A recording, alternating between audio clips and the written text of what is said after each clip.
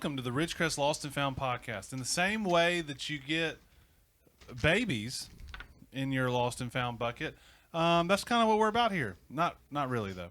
My name's Logan. I'm Steven. That's my baby. That's not a random baby that we found in the Lost and Found bucket, I promise. And Nick Wilson's with us here today. Yeah. So I don't know if I would consider you an expert for this episode or necessarily a what do we call it? A church member profile. It's probably somewhere in the middle of that. That's fine with me. And so there's a lot of things we're going to get into. I'm really excited about it. Peter Gabriel's in the house tonight. It's not night though. It's another time of the day. They don't have to know that. It's night tonight. Yeah. Nick, give us the either 3-second or 30-minute version or somewhere in the middle of who you are, how you got here, and how you feel about Steven's choice of footwear.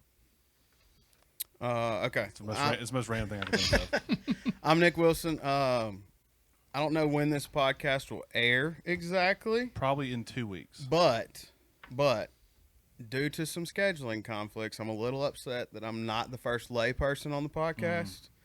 But I'm going to pretend that I am because I've watched all the podcasts and there hasn't been any lay As of people. recording this, we haven't posted the other one. Exactly. So That's what I am found not out. above being bribed to make yours first.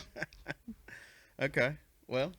Logan didn't like that. No, I was thinking the other lay person is very excited for his to drop. I'm very excited. It was a good episode. And so I know him too. If we drop it a week, he will be ornery to say the least. Okay. Yeah, but we can still do it. It'll still be funny. Yeah, we'll see. Whoever the highest bidder is. Yeah. Anyway, continue. Yeah, so I'm Nick Wilson. My wife is Megan Wilson. We've been members at Ridgecrest for, we're going to say 10 years. It's really close to that. It's a good round number. Yeah, we've been coming for about 10 years. We have Charlie Wilson, who started kindergarten today with Mr. Cash. Yep. She'll be 6 soon, so she's 5. Megan gets mad when I say she's 6 because she's not 6 yet. And then Wyatt Wilson, who is 2. So he turned 2 Saturday. So how I got here is, I guess Logan decided to bring me here. But since we decided we were having a podcast, I told him I was interested. Where do you hail from? Like where you been born at? I was born in the Memphis area. I mean, I was born in Memphis, lived in Memphis till I was 6 years old, I think. 6 or 8, somewhere in there. And then moved to a little town called Mount Pleasant, Mississippi. Which tell me the census population. Yeah, you told me that the other day. That's a stat that I like to give people. The last census was population of 113. So big town of Mount Pleasant. That's not a lot of people. No. It's one of those towns where there's like 2 family names pretty much. Yeah. And that's it. They run stuff. And Wilson is not one of the family names. We're the outcasts. You weren't one of the big 2. No, we were not. You asked me something about shoes, Steven's shoes. Yeah, I was trying to think of the most random thing about Steven we could talk about.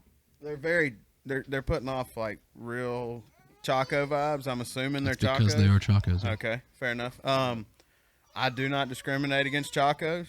I am a hot take number 1. Okay, I'm ready. I'm kind of a big anti flip-flop guy.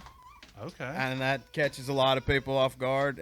I don't know if it's the thing between my toe or what. I don't know. I feel like I'm always going to fall wearing flip-flops. I just don't like them. Yeah. So if you're a true fan of the podcast, you'll know that I'm also an anti-flip-flop Well, person. you got toe problems and stuff, I hear. I mean, so, it comes up on every podcast. I love that he minimized the worst day of your life as the little toe problem. Yeah. That makes me happy. That is the most, it has been trivialized I've ever heard. Little toe problem. I'm here for it. I think it's great. So, yeah, if you invite me to the pool or I'm going to the beach or we're going to the lake, like, I'm going to probably have Chacos. You're rocking sandals. I'm wearing Chacos. You can call them sandals if you want to, but. Yeah. Well, I feel like a Chaco is a part of the greater sandal universe. I can get down with that. I can agree. I don't enjoy flip-flops for the sole purpose. If there was an Into the Sandalverse, what would all of the sandals be? Oh. If you say Tevas, you're wrong. Chacos are better. Oh, I was a Teva guy all day. My issue is like with every piece of footwear, not every brand has size 15s. Yeah. Yeah. Now, Choco does have a size 15, so this is different. But Tevas was one of the first ones that I was like, oh, it's a 15, I'll just buy that. So I wore Tevas for the longest time. But you like a Nike factory outlet kind of guy where you can find the everything's 15s online plus? these days. I Gotcha. mean, if I'm going to shop in store, you're going to the outlet because the Gotcha. outlet's where all the big sizes are. It's your only hope. Yeah, like going to just your random academy, once a year they'll put a 15 in there, maybe. And You and the other 15s are all waiting for it. absolutely, First come, first serve. Yep. Is there like a mailing list for Yeah. that? It's or- like it's here. Okay. The Bigfoot sizes are here. They're here. This is a good time. Yeah. So Steven, Nick came here with multiple bones to pick. Love it. He has lots of thoughts, takes, all the things about the episodes that we've done so far. So I don't know if you would consider this like a episode in review. It's at least partially going to be. It's that. like viewer mail. It's like that, but we bring the person in so they can complain in person. Oh, Yeah. he went straight negative. He thinks you're going to bash him. You said bones to pick. Yeah. You can have a good bone to pick. That's true. Negative. I guess it depends on which side of the fence you're on some of these topics. I'm So. ready. You ready? I'm good Yeah. to go. Let's You want get me to into start? Okay. Sam's will always be superior to Costco, That is correct. in my opinion. That is correct. So you're talking to the two Sam's guys. Yeah. Well, I'm glad. Well, we're the three amigos now because I'm a Sam's fan. Always have been. Yeah. Why? Give me your however long it takes reason why that is. Like, explain to me why Sam's is better 100%. I think it'd be easier to tell you why Costco is worse. Okay. Interesting. He's got opinions now. Yeah. I'm excited. The people that shop at Costco like to drink with their pinky up, and they think they are better. Yeah. Therefore, That is true. Because thank you. I've never heard someone be like, well, I go to Sam's Club instead of Costco. Oh, but that- every time you say Sam's. I go to Costco. Yeah, exactly. Yeah. Hmm. Or if you go to their house for dinner, they're like, this came from Costco. We get this at Costco. It happens all the time. I have a family in mind, but I'm not going to put them out there like that. So So- those people are letting you know that it's Kirkland brand. Oh, yeah. Nobody's letting you know it's Members Mark. Nah, It's like we're just rolling with it. this is just groceries. It speaks for itself. Just Sam's fans. Always have been. Yeah. So, to the point of our family, I mean, we shop weekly at Sam's for our just basic groceries. Yeah. We don't do the like, oh, we'll go to Sam's once a month and then we'll go to Kroger every week. Like, we just buy it all at Sam's. So, that's my first opinion. It's a good opinion. I'm I was glad. thinking about you were like what'd you say? It's like it's me and the people buying food for the convenience stores. That's right. That's who shops at Sam's. Yep. Convenience store owners and my family. Well, there were lots of interesting parts of that episode, but the part for me that I thought was the most interesting was the pizza, because to me, I feel like depending on who, like, in my opinion, the hot dog at Sam's was better. In my opinion, the churro at Costco was better, but with the pizza, it all depends on if you like sauce. Yeah. Because the Sam's had buckets of cheese and very little sauce. Yep. Yeah. That Costco slice had a ton of sauce. A lot on of it. sauce. And so I think that is purely based on just how you eat a pizza. Costco's pizza, I can eat. Like, I'm cool with that. We have some family friends that they like to order pizza from Costco. I will gladly eat Costco pizza. Right. And my son does not discriminate on any pizza. He loves it all equally. Like, Any bread, cheese, sauce combo. absolutely. It can be the 99-cent one from Walmart, or you can take him to Soul Shine, and either way, he's happy. Yeah. So, my next one, Oh yeah, I'm ready. y'all like got way in the weeds with some coffee at one point. Yeah. Man, just give me a cup of Folgers and we're good. Like, I mean, I don't need $3 and $4 and $5 and $6 cups of coffee. It's just But when you drink, because I don't drink coffee. You don't drink coffee either, do you? I don't. So with you being a Folgers guy, this is the opposite in the spectrum. How do you feel when you drink a very fancy cup of coffee? Is it the same as Folgers, or you're like, I don't even know what I'm drinking here? I don't know, it's like a treat. It just I really don't do it often. If I'm But you can tell the difference. oh yeah, I can definitely tell. Okay. Yeah. But I still prefer just a cup of Folgers with a little hazelnut creamer. That's just I think it's more of a developed taste buds Yeah, thing. It's yeah. just if you're a Coke guy, You're not really a Pepsi guy. You're a Coke guy, and you also don't want Big K Cola or whatever it is. You know, That's true. Dr. Thunder. Doctor Mountain Lightning, all that. It's true. It's true. It's a good one. I had a guy that I worked with that he was born in Texas but spent his whole life in Mississippi, and he unashamed all day every day Pepsi drinker. And I Yeah. was like, there are those people. Yeah, I oh, yeah. guess. Yeah. I don't hate Pepsi, but I'll have a Pepsi maybe like 3 times a year. Maybe See, it's just kind of there. Like I if don't- that's the choice, I'm like, okay. I don't actively hate Pepsi. I will never drink a Pepsi. Yeah. Like if I ask for, like, if I get a Coke at a restaurant, they say we don't have Pepsi. I'm not getting Pepsi. I'll either get a Dr. Pepper or I'll get a tea. Yeah. So if that's hatred, I mean, if then you have Dr. Pepper as an option, why are you getting Coke? Ooh. there was a while there. And there still is times where I'll pick a straight up fully leaded Coke over a Dr. Pepper. Coke heavy. It sounds like Yeah. a dark time. I used to never drink Cokes ever. Like, it was either sweet tea, Gatorade, or Dr. Pepper. That's a weird combination, sweet tea and Gatorade. Well, I wouldn't drink it the same. Those were my You three said options. like sweet tea Gatorade. so No, but you didn't. I'm see making my, fun of you. You didn't see my fingers. I'm sorry. 1, 2, 3. 1, 2, 3. Thank you. I can sync the audio now. Yeah, we're good. Um, Good to go. Rolling. But when I got to college, I had a guy, and he was from Oak Grove, down in Hattiesburg. I don't know if that makes a difference, but he was obsessed with Cokes because his dad was obsessed with Coke. His dad, I hope I'm getting the story right. His dad didn't grow up with a whole lot of money, and so for them, they would drink like water, maybe tea, but then as a treat, parents would bring home a 6-pack of Coke. Get a Coke, right. And like the family would have a Coke Yep. as like a treat. And so his dad loved him, and so this guy loved him. And me hanging out with him in college, always drinking Coke, I just developed. I was like, there's something to the original taste. They're good. They're good. My dad had like a very unhealthy addiction with Coke at one point, and when I say that, like, it was nothing for him to drink 6 to 8 Cokes a day. Like, working construction outside, my man took a cooler with him every day with ice cold Coca-Colas in it. So That's I not can bad. appreciate one every once in a while. But see, I'm never doing that with a Pepsi. But I Never. know that there's people out there. Never. But do you think there's a guy at a construction site in Memphis who has an unhealthy obsession where he's taking a cooler full of Pepsis? No, because I feel not like my dad. It's also a I lot. know. It's a lot more of a regional thing too, isn't it?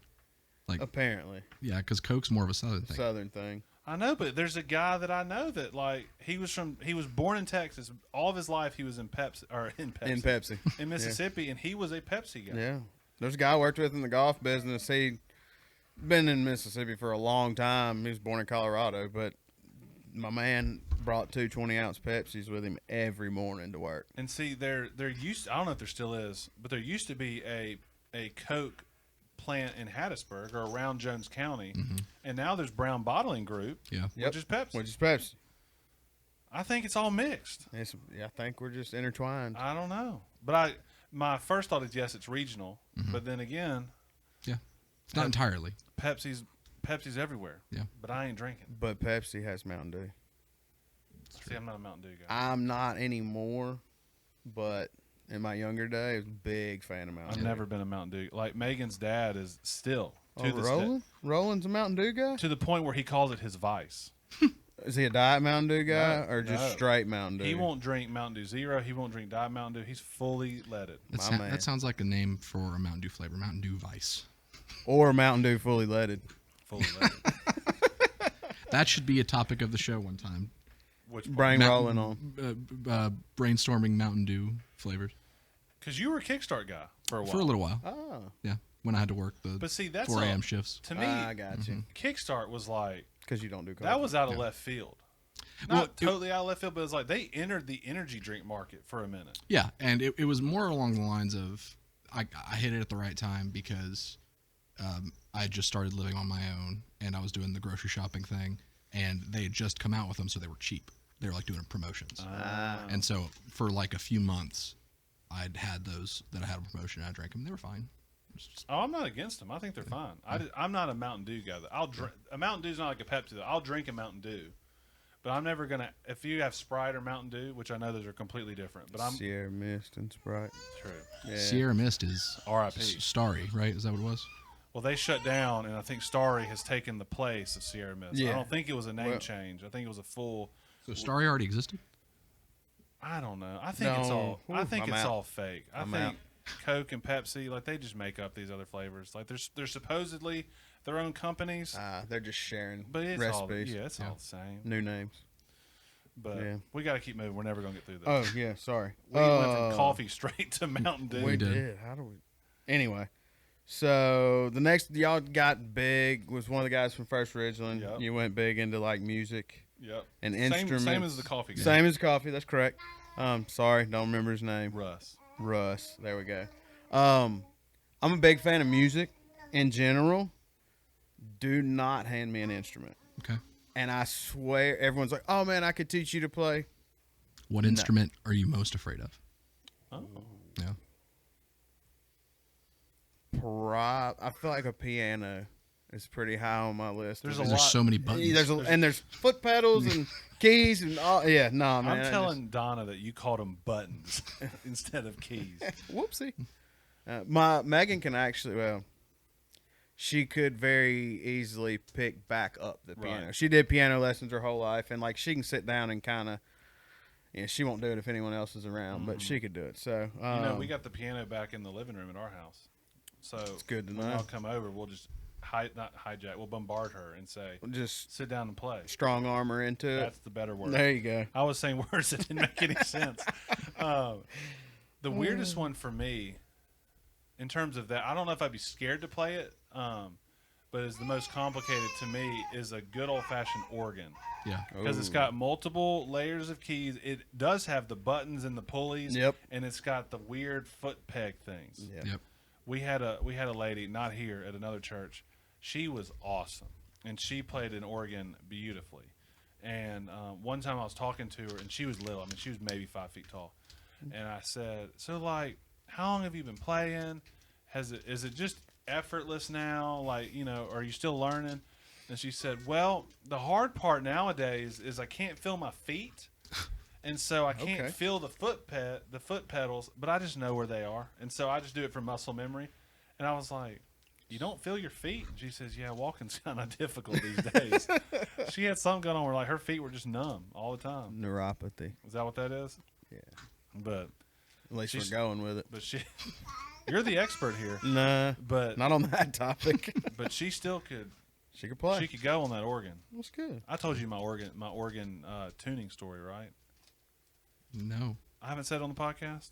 Not that I'm No. aware of. I've So- watched them all. At the church I was at, they had an organ, but they had the pipe organ. So like one side of the Ooh. sanctuary, It was all piped up. This sounds familiar. Keep going. beautiful. It looked great. And when you played, I mean, it was the full. You Yeah. got the full experience. Side note: those organs are so. I keep want to say Oregon, like the state. Those Yeah. organs are so expensive, Very Yep. Like, expensive. into the $500,000 range, Mhm. over $500,000. It's crazy. But the problem with organs, like really expensive pianos, is any kind of temperature change can throw it out of tune. Throw it out of tune. Right. And so there's an organ tuner. But part of what this tuner's job is to go check the pipes and get them situated.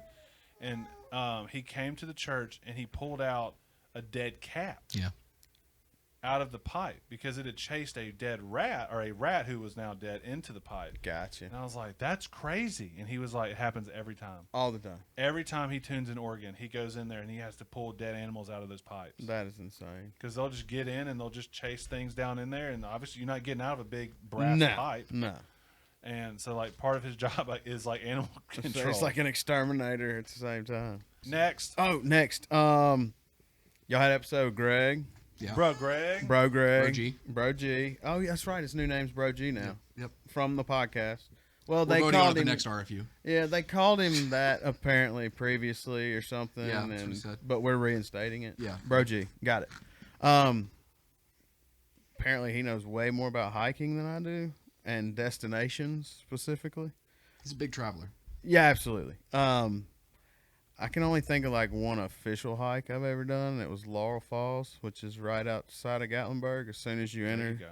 That So- would have been a good one to mention is Gatlinburg. Yeah. Love that place. As soon as you enter the Great Smoky, and it exists. So it was yeah, a great all addition the, for all me. the other ones you made up about. It does give me some vindication knowing that you were like, you just said, I know like maybe one location. Yeah, and that's the one that I've hiked. Yeah. And my wife talked me into that one. So yeah, Laurel Falls, Great Smoky Mountain National Park, right outside of Gatlinburg, and it's.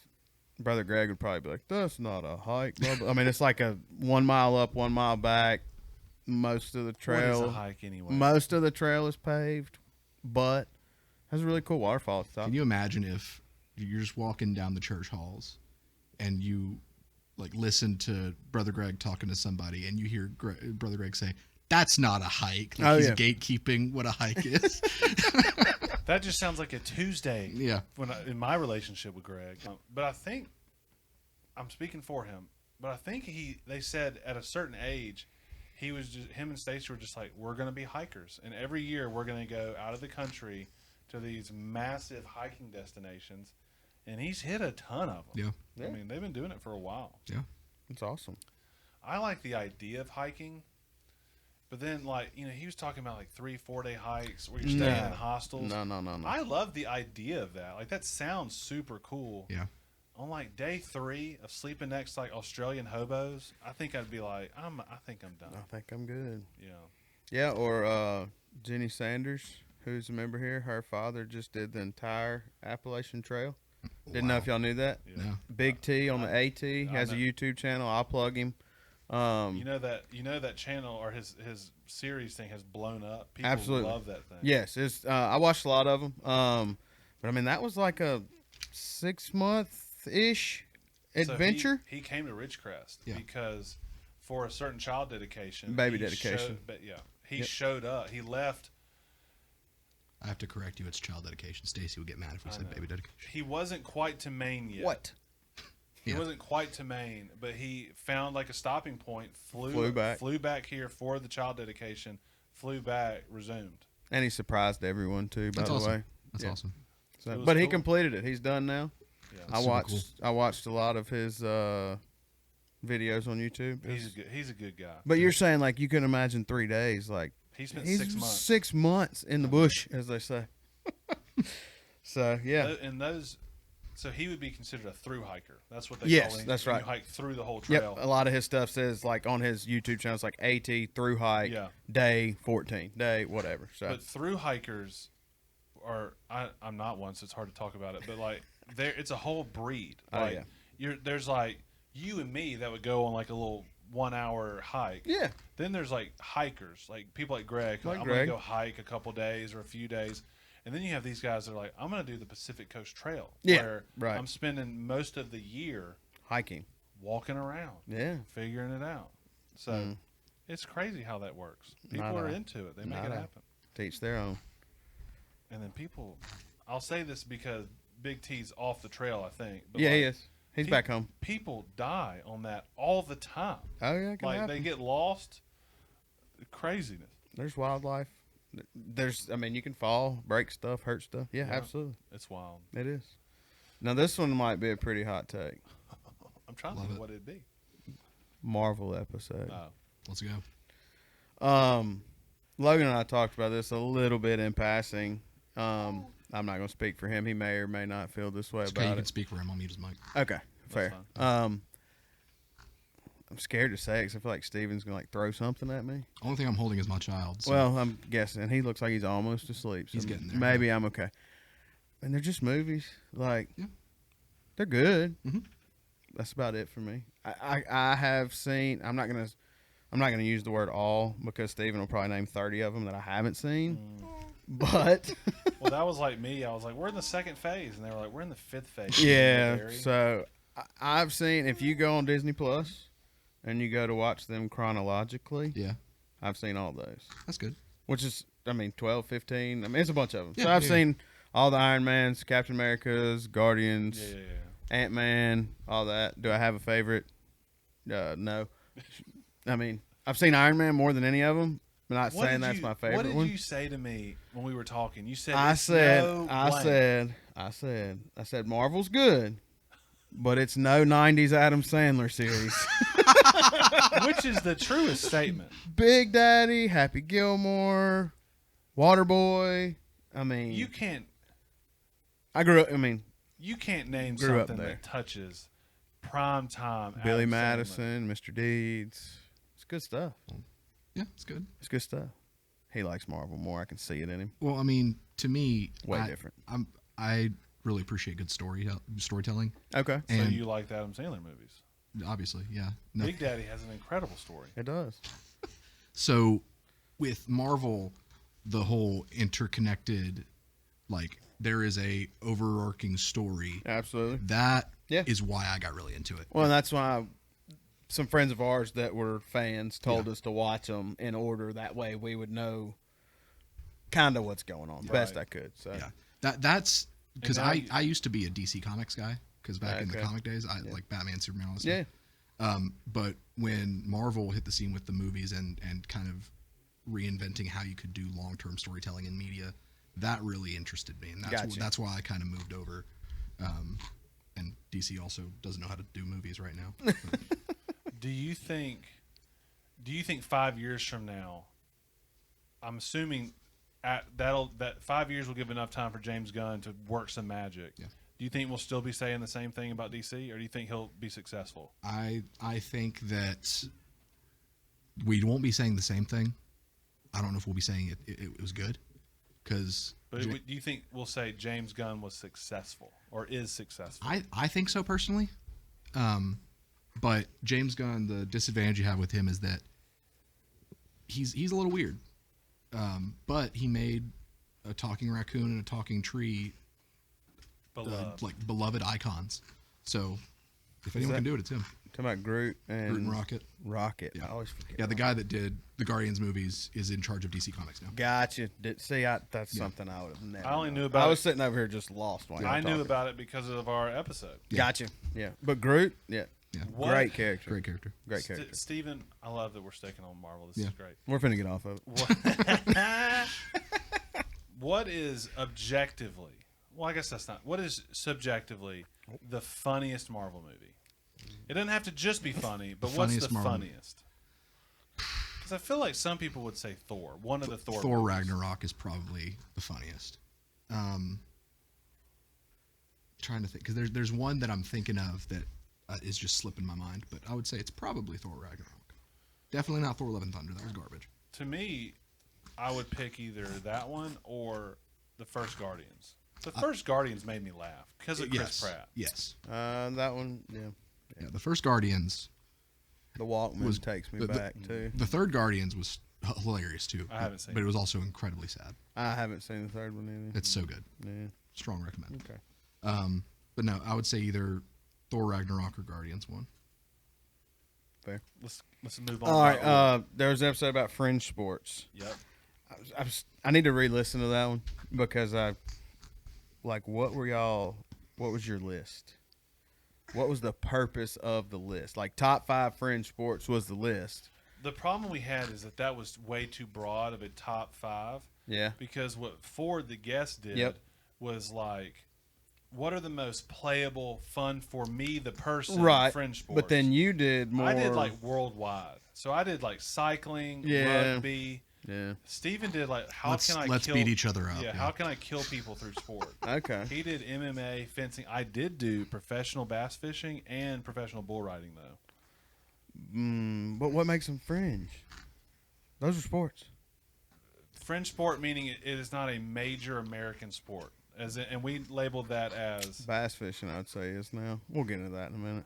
Oh, here we go. Yeah. But we labeled it as baseball, football, soccer, golf, tennis. What am I missing? Football, basketball. I already said those. You Okay. know. Yeah, your top. Okay, I got you. Your top network. What's Yeah. going to be on ESPN 1?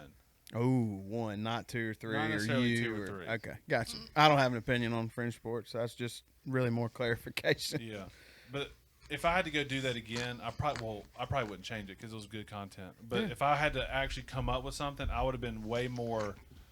I would have funneled that down way more. Gotcha. Because that was Broad prob- stroke. That was the problem we ran into. Was like you love fishing, Yeah. and for you you're watching Bassmaster, you're at least keeping up with all these guys, and then someone in the middle of the country who doesn't even fish, which I Right. guess people in the middle of the country do fish. There's some good fisheries there. There is water there. I know, that's Yes. what I was. I'm backtracking very fast. But I'm with you. I'm with They're you. like, I don't give two junks about that. That's right. But I know all about Dale Brisby bull riding, There you go. and so In Oklahoma. they're just all about it. Okay. So fringe is only fringe to certain people. Yep. And then after fringe sports, my last topic before today's topic is I'm a dog person as well. Love it. I like that our last episode featured 2 dogs, correct? Yeah. Okay. Yeah. Saw 2 on there. Yep. It's exciting. I know that. R.I.P. to your good boy. Man, he was. Oh, a good no. dog. It's about a year ago now. Okay. I had a golden retriever Oh. named Champ, who He was was a good one. a really, really. I mean, everyone's dog's the best dog. You know, I get that, Yeah. but I don't know anyone that met him that was not a big fan. I love golden retrievers, and that's gonna be my next dog. Megan and I got Champ for her birthday a month after we bought our first home together, like 6 months after we got married. Yeah. And he was there for both kids, and all, and he was just a good dog. Yeah. He went to work with me like every day for the first 4 or 5 years of his life. So me and him were super tight. He was a Yeah. really good dog. He was the perfect blend of, and this is probably true for most Goldens. Yeah, oh yeah, He was the perfect blend of chill, Yeah. yet had energy. oh yeah, He wasn't just going to sit on the couch all day. right. But like, he'd walk over to you. He would let you Yeah, he'd have the cuddle with you. honor of petting him, Yeah. and he'd chill out. But then when you were ready to go, he'd get up and go. And he was like abnormally large for a golden, Really? and not like was a big overweight. dog. He was huge. He was still fully man, even at 8 years old. If you catch my drift, Yep. Because apparently that tends to affect their weight a lot sometimes when they've. You still got that testosterone. pump. Exactly. So, I mean, he was really tall, really big head, and I mean, his what I used to tell people was his fighting weight was 88 to 90 pounds. I mean, he stayed that. I mean, he was very healthy. So, yeah, he left us last year in July, I believe it was, and we made it all the way until October 2nd, and we got another golden retriever. So we had Champ, who is a standard American golden, Okay. which is if you think golden retriever, Yeah. Americans are usually a little bit bigger. They're blonde to gold in color. And my wife said, so do we even look at any other kind of dog? And I was like, absolutely not. It's a golden retriever. I've had labs. Labs are good dogs. But if I tell everyone, if you ever have a golden retriever, you can't not have a golden retriever. That's the problem. Yeah. Is that once you get golden, You're stuck. You're stuck. Yeah, you're stuck. I have a caveat, but I want you to finish. Okay, Don't so forget. my wife said, she was asking, she's like, so do we even consider other dogs? And to me, it was like, it's golden or nothing. And her only stipulation was she wanted the furthest thing away from Champ that we could get in a golden retriever still. Okay. So he was an American standard male golden retriever. So now we have an English cream female golden retriever who is solid white. That is different. And she's almost a year old. She'll be a year old at the end of this month. Mm-hmm. And we got her for my daughter Charlie's birthday. So we let Charlie name her, thus the name Minnie Mouse. Oh. So, and you have a Minnie do too have as Minnie, well. yeah. So she goes. Everyone calls her Minnie, Love it. but And Minnie Mouse is her name. Minnie's a pretty dog. She's very pretty. Sounds gorgeous. She's the She's very first. pretty. So I was very ignorant. I thought a golden was a golden was a golden, Yeah, and I've never even seen what'd you call it, a cream. English cream. It's a pretty dog. Yeah. She is solid white and will remain solid white Oh my for gosh. forever. Yeah, she's Precious. pretty. Her parents were white, so yeah. And she's in that lovely spastic young Yeah. dog Oh stage. yeah, Love yeah. it. It's You were awesome. talking about how most Goldens are that perfect mix of chill and what. She's all go still. She's getting there. She's learning. She's been to some formal training, and we're trying to keep her Yeah. straight. So All right. So my caveat. Oh. Were you gonna say something? I was gonna say, you say informal training. I need to. I'll see if I can track it down and put the picture here in the podcast. But we took Flynn to PetSmart to do the like the formal dog training. yeah, like there. the obedience stuff. Yeah. And there's a picture that they took when he graduated with his dog turret, is what they called it. they put a graduation cap on top of all the dogs. Heck yes. And they were like, all right, give him the treat so he'll smile. And there's a picture of Flynn with me holding him with him. He's got a graduation cap on, and he's just doing this awkward grin, but it's because he's like chewing a treat. Smile. Yes, it's my favorite picture. I'll put it in the podcast. That's awesome. What's your caveat? So you made the comment of once golden, always golden. Yeah. And my question is, would that translate to doodles? Like, would you move to a golden doodle? I have smoke coming out of my ears right now. Yes. Because I had this conversation with a friend of mine after Champ passed away, and a really good friend of mine said, if you go get one of those sissy doodle dogs, I will disown you as a friend. So I agree with him a lot. I do think they have a place. Their place is not in the Wilson home. I'll just put it that way. I think they're good dogs. I have a couple of friends that are vets, and, well, I'm not naming them, so I'll say they agree with me on this. A lot of folks focus on the goods. I get the hypoallergenic, they don't shed, all that. Okay. I've heard like only some of them. It depends on what generation, F1s, F2s, blah, blah, blah. There's a lot. Right. But dogs that don't shed have to be groomed regularly. And most people don't realize that about doodles. Yeah. The other thing that there's a bunch of videos going around TikTok of like, they're asking vets and vet techs, like, what dog would you not own? Doodle is one of the most commonly mentioned ones, which is crazy to think that because you see them everywhere. Yeah. But you get the worst of both worlds as well. And I've seen that a lot. And the problem we have some family members that have doodles, and they have a lot of land, and they can rip and run. They're very high energy dogs. And I feel like one of the biggest problems is you see them in neighborhood settings all the time. Yeah. And while I've met some that are great and sweet, I just don't think it's a dog for me. That was so much more than I thought it would be. Man, I'm here for it. Yeah. There's certain things in life I'm pretty passionate I about. will say the meanest dog. So I've been bit by a pit bull. Ooh. I've seen lots of dogs. The meanest dog I've ever come into contact with was a toy poodle. Yeah. Oh, yeah. I mean, just mean. I can see that. Mean little. Meanest dog I knew, like, day in and day out, was actually a really good friend of mine growing up's mom had a Pomeranian that was like 6 pounds. Those things And are if so mean. If you looked at this dog wrong, she would literally tear your socks off. Yeah. She was so That's mean. all that she could read. That's all she could read. She was just mean. She was just in a bad mood, and they like tormented her and messed with. Like his mom like made her mean, I think. Yeah. So. Yeah. Well, little dogs also have a complex. Oh yeah, like little people. Yeah. We would never say that publicly, even though we believe it. So yeah. So I mean, we just reviewed all of it so far. Yeah, we're going through the podcast. What's your favorite episode? Other than this one? I was gonna say this one. Yeah.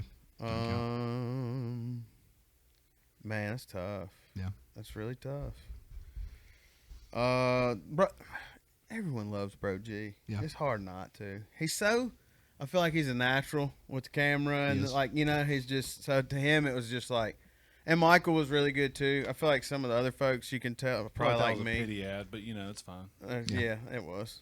He talked about Marvel for an hour and a half, you know. But no, I mean, Brother Greg's episode is really good. And then one thing I do really appreciate about it, and obviously it's lost and found. I had no clue what this was going to be about. Yeah. Neither did we. Exactly. No, something that I find cool is the fact that you're bringing in like ministerial staff from other local churches, which is cool because like Megan and I came to Ridgecrest 10 years ago, and it's where we go. We hadn't been anywhere else. So I don't know any of these other people, so it's kind of cool to see that. So yeah.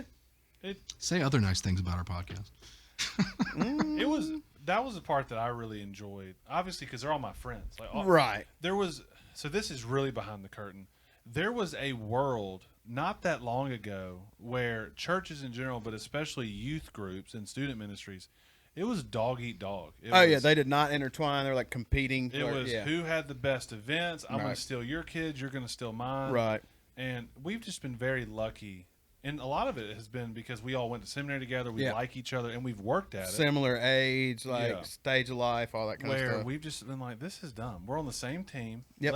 Let's work together in some ways, but then let's kind of be friends and support each Mhm. other. Yeah. And it's cool. I mean, and it's like that in every organization. It doesn't have to be just in church.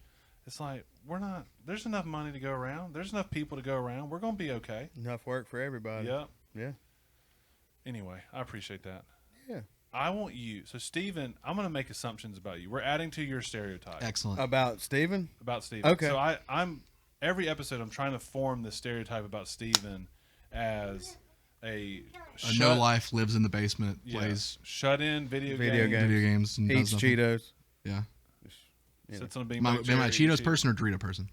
Ooh, I'm going Doritos. You do seem like a Doritos I am a guy. Doritos person. You should be a Doritos guy. Yeah.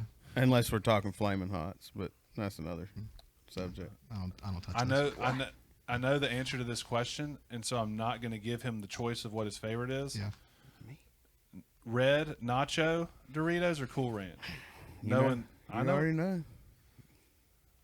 I'm gonna let you answer it. but yours is not one of those. No, it's not. It's not. Do you know what it is? I don't. Spicy nacho. Spicy nacho Doritos. I forgot that was even a thing. If I'm gonna say something about Nick. If that was a calorie-free, did nothing to you chip, he'd eat them by the truckful. All day, every day. Okay. All day. We do not at my house. The only chips that I allow to be purchased. I say that like I have all this power. Tortilla chips. I love chips and salsa, chips and dip, stuff Yeah. like that. A versatile chip. A versatile chip. One that is It's a not vehicle. one that is not good, that is not great by itself. Right. Like a hot dog. It's only upgradable. Exactly. So I will say, Anna's homemade tortilla chips, Are but the she seasons bomb. them. They're Not the your bomb. Anna, different Anna. I was going to say, when did she start making Anna tortillas? McCulloch is Okay. who we're talking about. Another church member. Yeah. Church member. She will fry them in front of your face and Yeah. put seasoning on them. She puts some kind of like smoky, limey. Man, they're amazing. Anytime, It's like a cilantro Yep. lime, I think. yeah. Yeah. But anytime we have any type of group that like event and there's food involved, it's like everybody bring something. We're always like, hey Anna, make chips. Thank you. Yeah. Don't bring anything other than a You big going to advertise pot. your life group here? If I need to, I can. I mean, I feel like that was Which one? whichever group has the chips. I feel like that was a pretty good advert for them. I'm That's- part of the Ross and Sanders life group, Nice. which we were formerly young marrieds back when we were in the choir room, and Nah. then we're like young. Maybe now it's just married. No, actually, we changed it to young families to be more inviting to anyone. the That only way they could keep the young in there. No, that is exactly why we chose that, because we were not ready to let go of the young, because we're all still young. Absolutely. You're not young, or you're not young until you die. Yeah, age is just a number or something like that. Yeah. Whatever makes senior adults happy with So me. what stereotype are you adding to me? Oh yeah. So I'm Cheeto, adding to your Dorito, you're a stereotype. Dorito guy. Yeah. That's what he said. I'm adding to your stereotype that you don't like fishing very much at all. Do you? I don't fish a lot, but I actually do like I know. fishing. See, that's the problem about fishing is it's so universal. Everyone, I don't know anyone. I have fond memories of fishing with my Nah, papa when I that's- was a see, kid. that is that's very the issue. important. That's the issue How's for that my an issue? stereotype. It's great for Pretty everybody stereotype. else. Okay. Do you watch fishing? I don't. Nicholas, make the case for why should we care about professional fishing, or what's the benefit of it? Just give me your take on it. Man, that's tough. It's one of the few. I've watched Deadliest Catch. Does that count as? No, That's there's that. commercial fishing. There's that quote. Not professional. quote. There's a video going around on all the short form Instagram, YouTube, Yeah. TikTok of Deadliest Catch where the boat runs into the other boat. Have you seen Yeah, that? That's man. like a classic Deadliest Catch. People clip. die on that show. It's Yeah, wild. It's a little. It's deadly. Yeah, It is. it's deadly. Anyway, continue. Professional fishing is. I keep up with it a little bit. There's some guys that kind of like any other sport. There's some guys you like, some Right. guys you whatever, and there's a lot of them. You think about how many NFL football teams are there. Not putting you on the spot. I don't know the answer to that. There's a handful. There's 42. no. Sounds good. I'm thinking more like I know 30-ish. that. Someone look that up. There's 31 MLB teams. Look up what that I don't know how many crazy NFL. crazy Yes. flip sliding Galaxy phone thing you have there. He's a newfangled iPhone owner now, so he can say stuff like that. I can. I was the guy with the green text bubble for many, many, many, many years, and I made the switch. Man, I'm sorry. Made the switch. Professional fishing. Yeah. There's a lot of them. There's a few guys I keep up with. 32. 32. Gosh, I said 31. I said 30. Yeah, you're right. Sorry, continue. $1, Bob. It's fun. Obviously you have to be into fishing, or you're gonna think it's pretty dumb watching a bunch of dudes stand on a boat with a camera guy behind them, and there's a lot of different leagues and tours and all that. How do you feel so. about? Is it Major League Fishing you don't keep them anymore? You weigh them? Yeah, Major League Fishing is catch, weigh, release, and it depends. Some tournaments you can only weigh a fish if it's over a pound. Right. And then that was getting a little crazy. There's a video, like on the short form, you can see like a guy gets in this little cove area and gets on a school of fish and literally catches like 45 1-pounders back to back to back. Goodness. Like he was tired. Like the guy was like, I can't reel anymore. He was just and this is in like a 20-minute section. They bass? Yeah, it was just one after another. So then they changed some of the rules where it has to be over 2 pounds. And a lot of folks are like, well, I still don't agree with that. And I'm like, I don't know how much bass fishing you've done, but it's not easy to just go catch a whole bunch of 2-pounders. No. Like, it's still challenging. But I'm a big fan of, for conservation reasons and fish mortality reasons, I'm a big fan of catch, weigh, release. Yeah. But I'm also a fan of bring your biggest 5. So some tournaments have gone to, you catch everything, you weigh everything, you count your biggest 5, you release them right there. Because there's now everything else in the world with the technology and advances in science and all that, like there's a lot of fish mortality. When you take a fish that you caught in 30 feet of water, put it in a box in your boat and drive 80 miles an hour, 30 miles down some river, and then you weigh him, and then you just release him in 6 inches of water by the boat ramp, Yeah. and they swim not far and don't make it Yeah. sometimes. So, One, I've so many places I want to take. One, I remember the first time I was with someone on a fishing boat, like an actual, like fiberglass big engine fishing boat. When he put the foot down, it and surprised you. you go, They're quick. and then Very quick. he had either 115 or 150. I think it was a 150.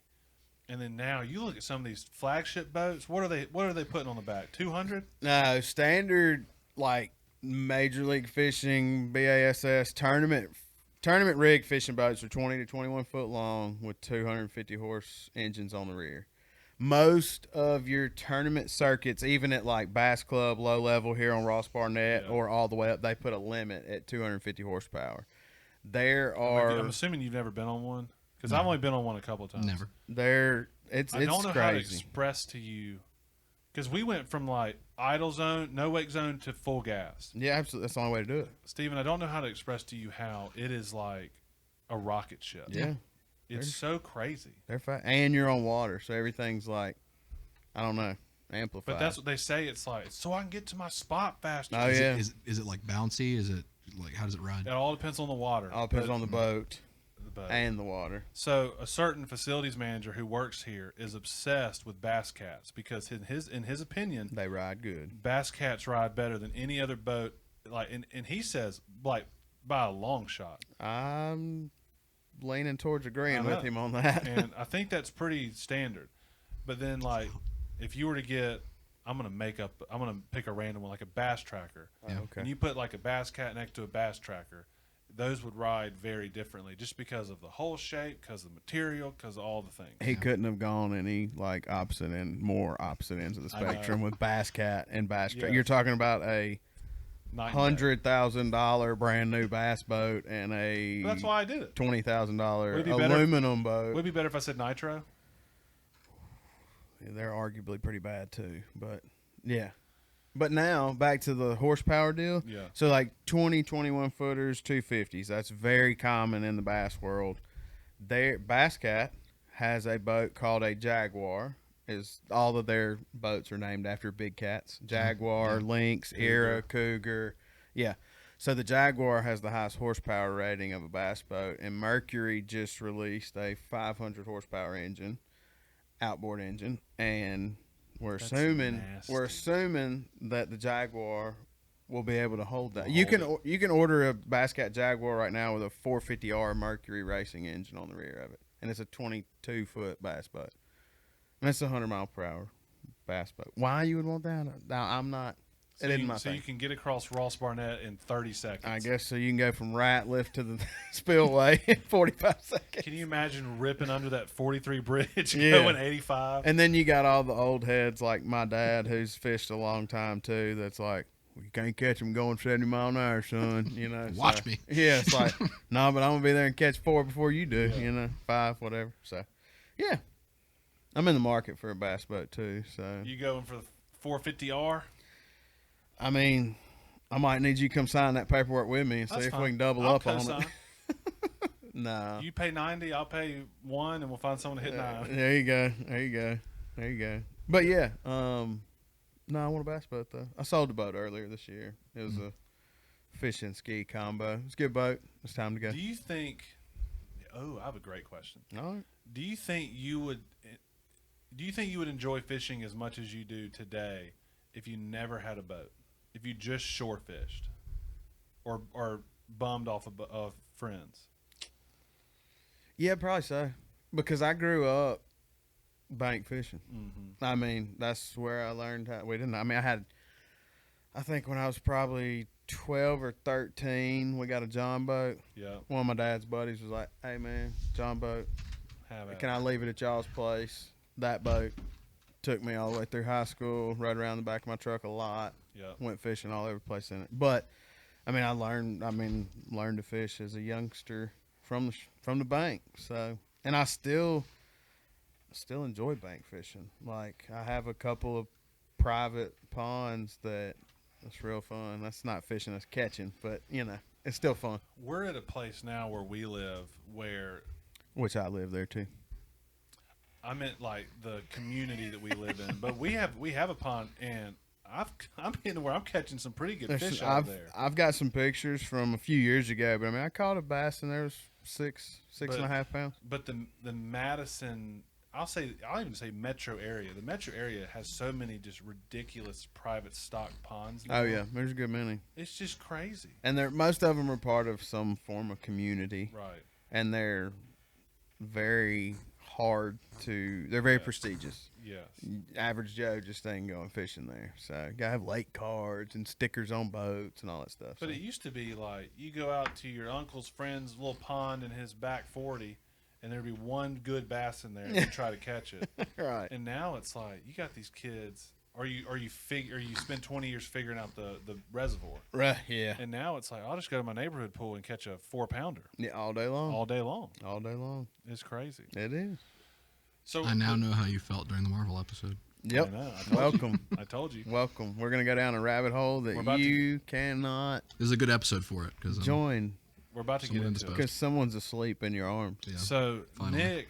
Nick, you've been fishing. We'll say your whole life. It's relatively that's your whole life. Pretty accurate. Since I think I was probably when I was 5, my parents bought a piece of property that had a 1-acre pond on it, and that's as far back as I can remember fishing. So we had fishing poles. We fished. Like if there was a pond, we'd throw a worm out. That Yeah. stuff. It wasn't until I was in college, around the same time I got into hunting, really into it. Because it's the same with hunting. Me and my dad, if we could get to a shooting house or something, we go Yeah, hunt once right. a year, whatever. But you weren't going every But we Friday were- yeah, afternoon, and spending we the didn't- weekend. And Yeah. we didn't have a camp or anything, but fishing was very much the same. Where in college, I found out, people like Fish. fish. They know what to throw when. They know how to reel it in. They know technique. Because to me, fishing was 100% luck.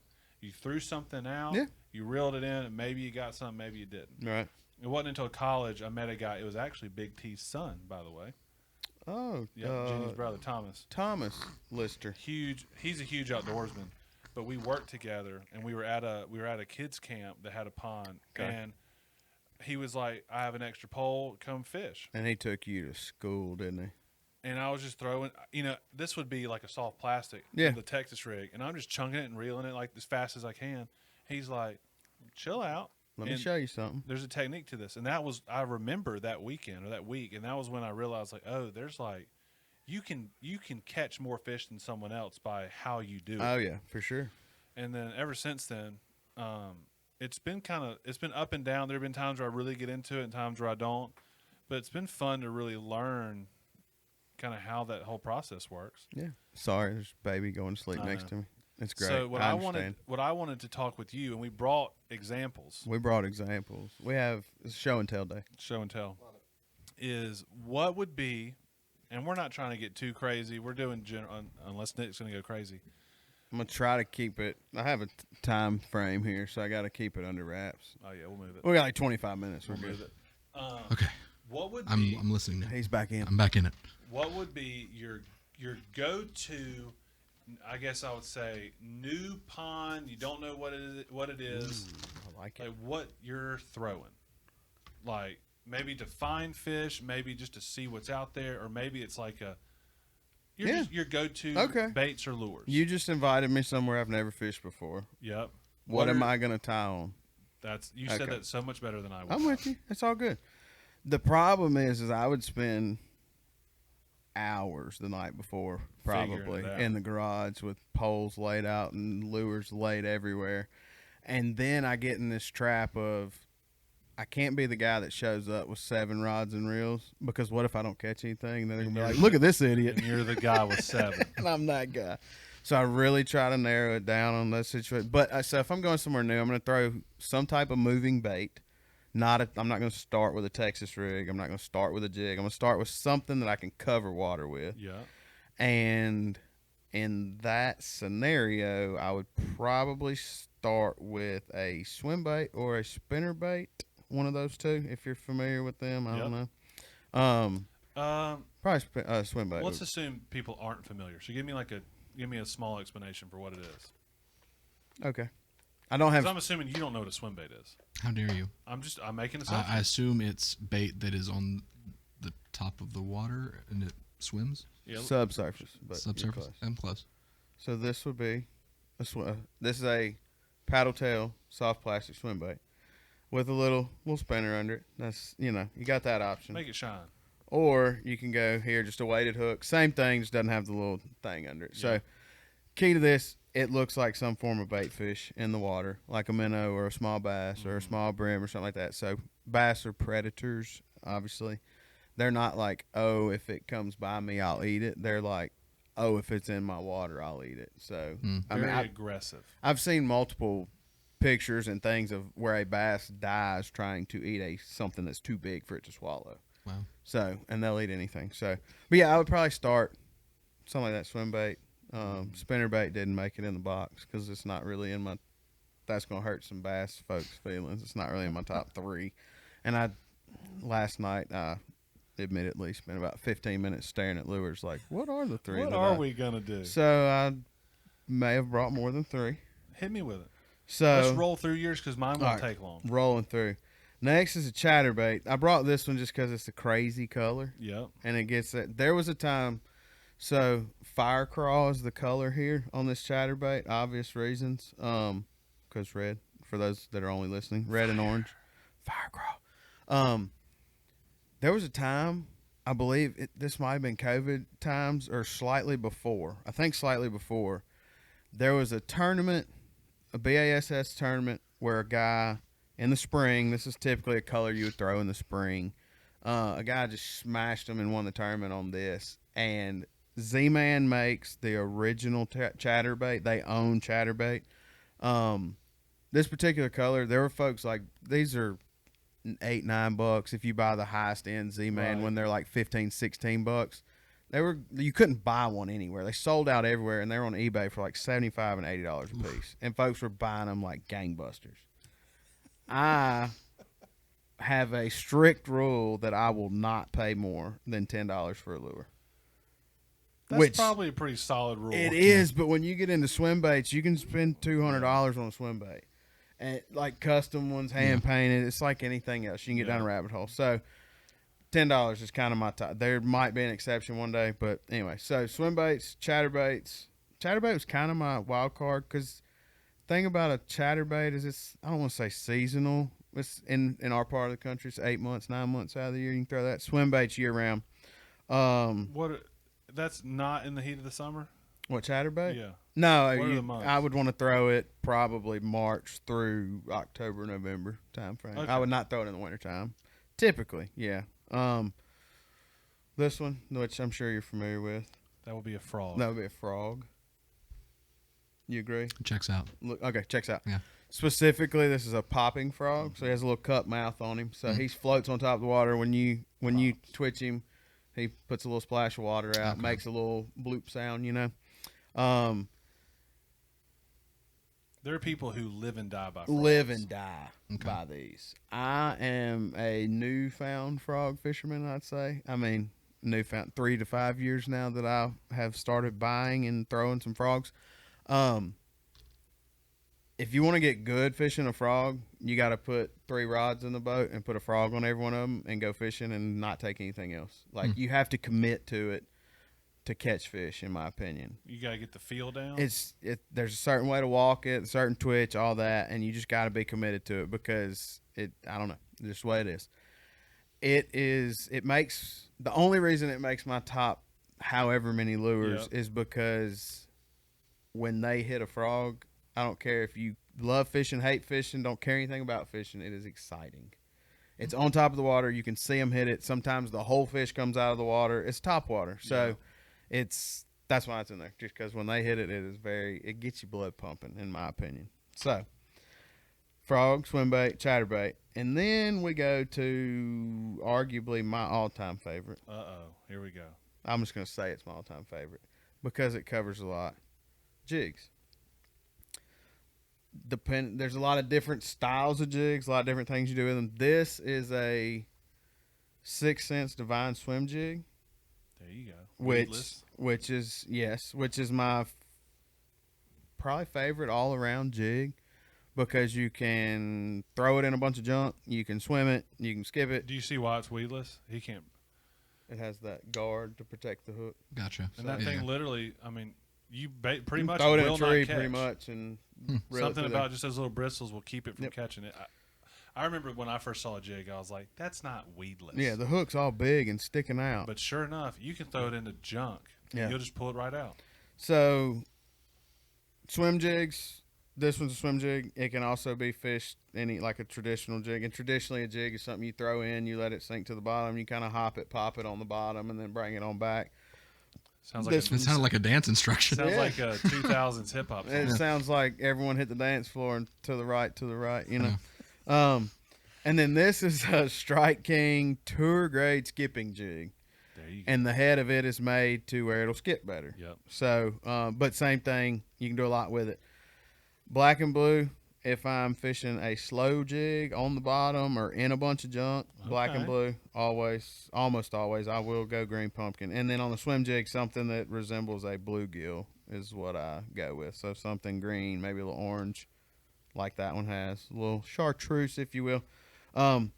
Jig, though, that one, there's not many folks that are in the middle of the road on a jig. Folks love them or hate them.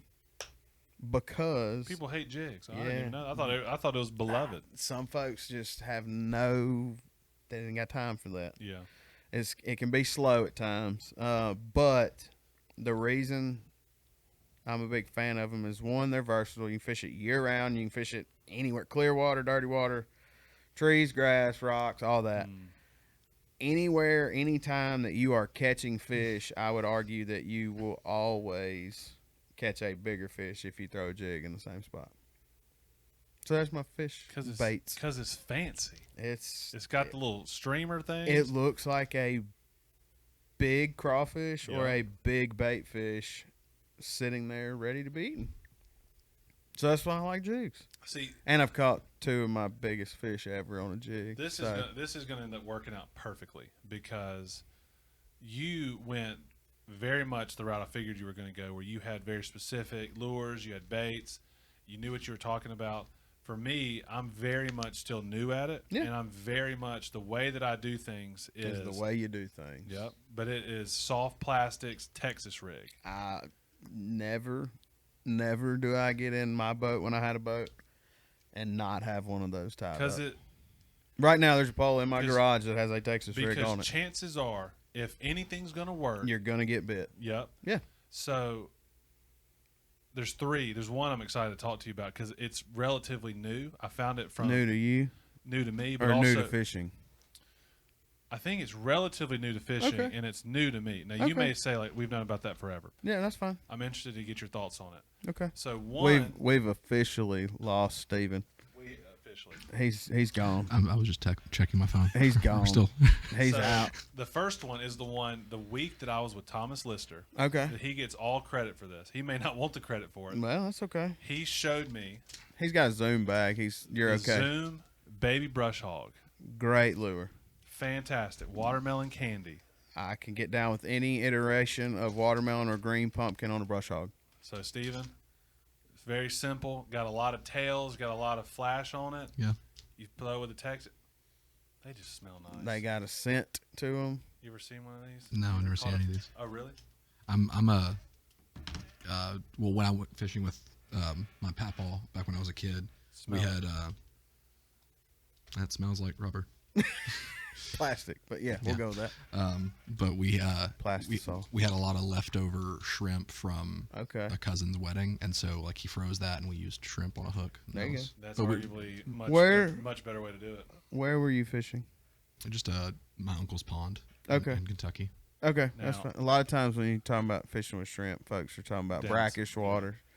So I got excited for a Now, I second. watched a video. I'm just not getting into that. I watched a video where a guy took a baby brush hog. This was new to me. He cut where it connects to the body on this little front bit. Should so always do so that. those really. Then he took scissors and split these flappers, Yeah. Okay. and then dipped this part, the tail, In in dye? in chartreuse Yeah. dye, Yeah. and got after it. You want me to learn you something else real quick? Teach me, I'm ready.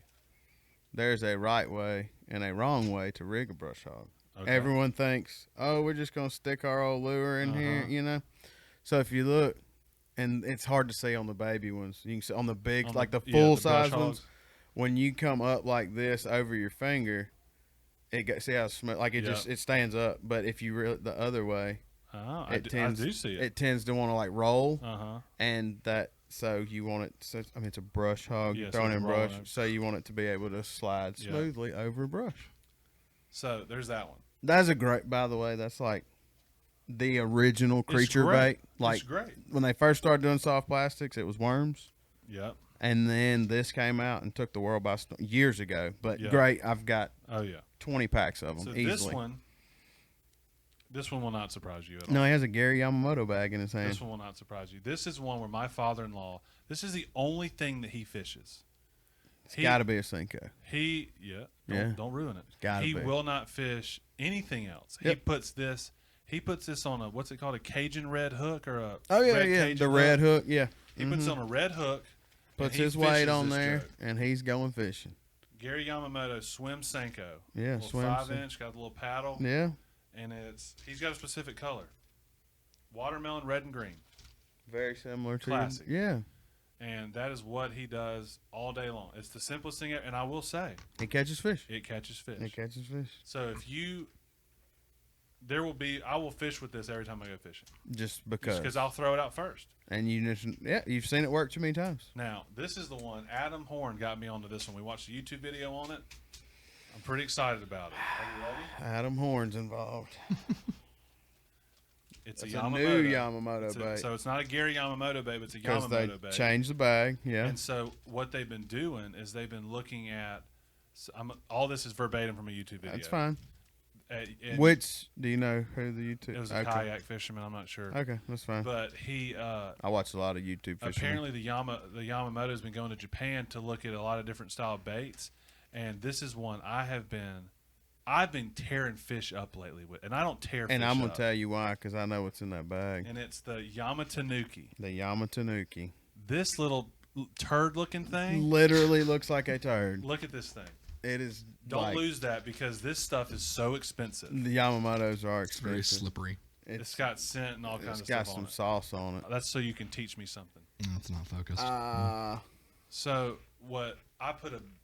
what this is it's a heavy plastic, Very. and so I don't use this with weight. I don't Okay. put a weight on it. I just put a 4/0 hook on it, That about and yeah. I let that joker sink to the ground. And it does some weird stuff when it's it falling. does some weird falling stuff, Yep. and I'll just pop it, and I'll raise it up. And every time you pop it, it falls all crazy. And 9 times out of 10, when I've caught a fish, they catch it on the up. They attack it on the up, Yep. which has been very strange. It's a strange feeling. Well, because then you're like sitting there and they've Yep. got it, and then you feel them. Yeah. Yep. Yeah. Very interesting. But I've been tearing stuff up with that lure lately. I have not bought any of these yet. I have seen them and I've thought about it. It's just different.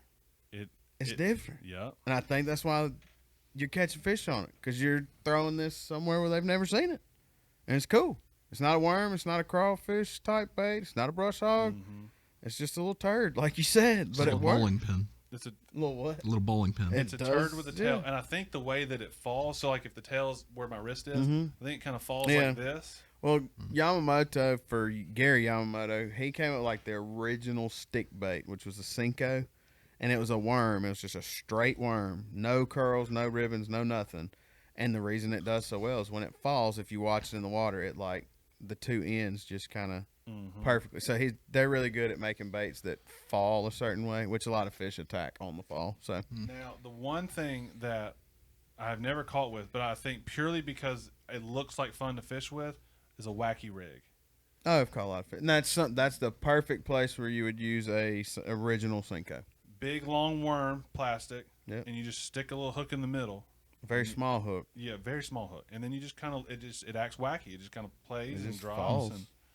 And apparently, it works super well. Great option if you're having a tough day. I've never had a point where I'm like, I'm gonna take the time to set this thing up Yeah, and play with it, but definitely want to throw that. Well, typically on lighter tackle, I would say. But if you're having a tough day, send it. you'll get some bites with a wacky rig a lot of times. All right, you got a heart out. Any other things that you want to say? Anything about podcasts? Anything about Steven? Any other stereotypes you'd like to add? Yeah, No, I'm gonna leave that up to Logan. I'm sure he'll have another one soon. I'll He have will. it. I'm But you good. see, I'm running out of my Yamatanukis because the other thing about these is after about 2 bites, it's trashed. Mr. Yamamoto is really good at making baits, but he's even better at making people continue to buy his Yes. baits. They put a lot of salt in them, which makes them tear easy. They do tear. They tear super easy. Yeah. And the way I've been catching them, I'm gonna keep buying them. There you go. He's got you. He's got me. He got you hooked, as I they mean, say. I got two of his baits made the list. And then old And then, traditional Zoom. and then I mean the thing that you couldn't. I know, man. That red and yellow bag from Zoom. If you're asking if I got anything else to say, I'll just add this. I feel like anywhere in the South, you walk into a gas station somewhere and they won't have anything. They'll have 20 packs of these on. Like, it is the number one redneck bait. Yeah. And that's what was so tough for me, because you're like, you ask a redneck to bring fishing lures, and I was know. like, how do I not show up with a truck bed full of stuff? So That's why I thought it'd be fun. it was fun, very fun. Any last thoughts before we close it out? What's your favorite lure, Steven? You can decline. Definitely the bowling pin. Oh, okay. Oh, so you like my Yamatanuki? He's a fan of the Yamatanuki. Because it was the only one that I had anything to say about. I would give one to you so you could keep it, but they're literally so expensive. That's I'm like a not doing it. $3 value I'm for good. that I'm piece of good. rubber. Thanks though. You should take him fishing. We do need to go fishing. I I say. wouldn't mind that. I have access to a John boat now. We can go do it. I recommend that everyone take someone fishing. It's good times. All right. So we'll go ahead and wrap up. We're glad that Nick showed up. We're glad that he didn't leave. We're also glad that Peter showed up. We're going to talk a little bit quietly because he's sleeping. He's out, so he's fine. He's perfect. He's snoring. He's not sleeping. As always, you could be watching this on Spotify, on YouTube, on anything. Feel free to look at some of the other things that we have. We have all kinds of live streams from our services. Youth student Wednesday nights are about to start up. So if you're watching this real time, we should have already started back our Wednesday night stuff. So on Wednesdays about 6 o'clock, you can go and watch the live stream of what we're doing. And then, as always, we have Sunday morning live streams. Greg does choir talks, and then all kinds of other stuff that we're doing. Yep. So it's going to be exciting. Steven, last word?